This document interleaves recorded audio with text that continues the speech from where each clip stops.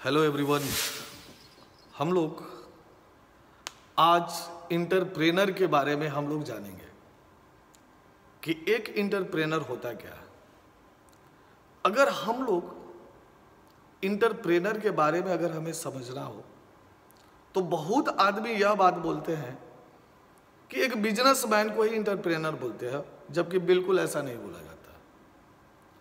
एक इंटरप्रेनर हम उससे बोलेंगे जो कोई भी नया काम करता है और उस नया काम इसलिए करता है कि उससे यह दिखाई देता है कि इसमें भविष्य में हमको प्रॉफिट होगा, इसमें हम बहुत कुछ नया कर सकते हैं।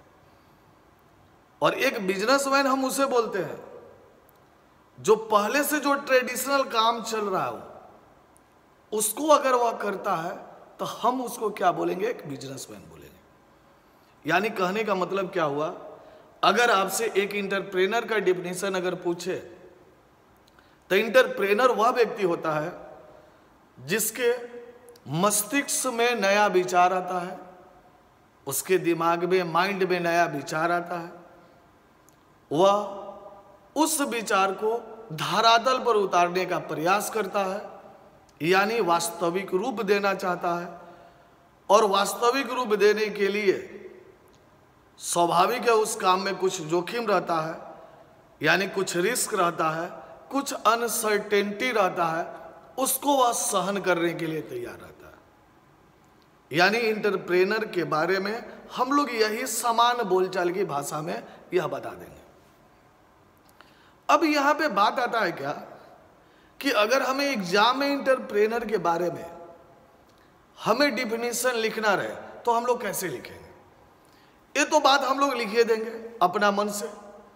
थोड़ा सा दूसरे शब्दों में एक इंटरप्रेनर के बारे में हम ऐसे जवाब दे सकते हैं। एक इंटरप्रेनर वह व्यक्ति होता है जो बिजनेस का प्रवर्तन करता है, यानी बिजनेस को वह क्या करता है? लाता है।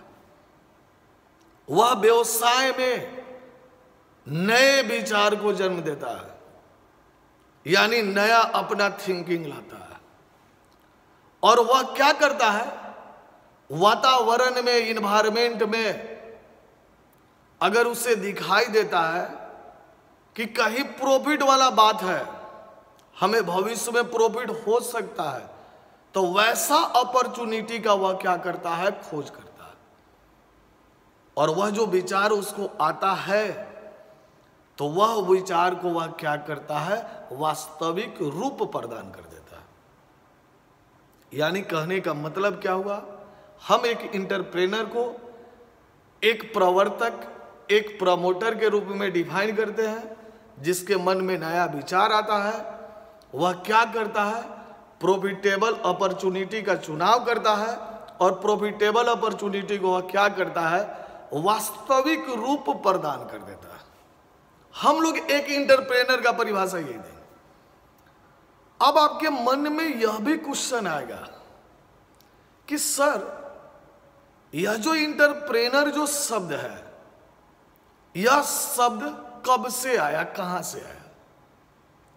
ये जो इंटरप्रेनर शब्द है, स्वाभाविक है मन में यह क्वेश्चन आपका बनेगा कि इंटरप्रेनर जो शब्द है, यह शब्द कब से आया? तो ये जो उद्यमी जो शब्द है, इंटरप्रेनर जो शब्द है, फ्रेंच भाषा के एंट्रीपेंड्री शब्द से आया है। एंट्रीपेंड्री यानी एक फ्रेंच वर्ड है एंट्रीपेंड्री, उसी शब्द से इंटरप्रेनर जो शब्द है वह आया है, जिसका अर्थ होता है नए व्यवसाय के जोखिम को वहन करना, यानी नया बिजनेस के हम लोग को जोखिम को वहन करना। यानी कहने का मतलब क्या, नया विचार आया है तो स्वाभाविक है नया विचार को लोगों को समझने में टाइम लगेगा। जब समझने में टाइम लगेगा तो स्वाभाविक है रिस्क है, पैसा आप लगाइएगा, समय लगाइएगा, आपको वेट करना पड़ेगा। यानी कहने का मतलब क्या, ये जो उद्यमी जो शब्द है इंटरप्रेनर जो शब्द है, यह इंटरप्रेनर शब्द एंट्रीप्रेन्योरी वर्ड से आया है, जो फ्रेंच का एक वर्ड है, जिसका मतलब जो होता है नए व्यवसाय को जोखिम वहन करना। यह जो शब्द है एंट्रीप्रेन्योरी 16वीं शताब्दी में फ्रांस में फौजी अभियानों में किया गया था। यानी फौज का जो अभियान होता है, उस अभियान के लिए एंट्रीप्रेन्योरी शब्द यूज किया गया था। अब आपके मन में आएगा कि फौजी अभियान में करने का क्या तुक बनता है सर?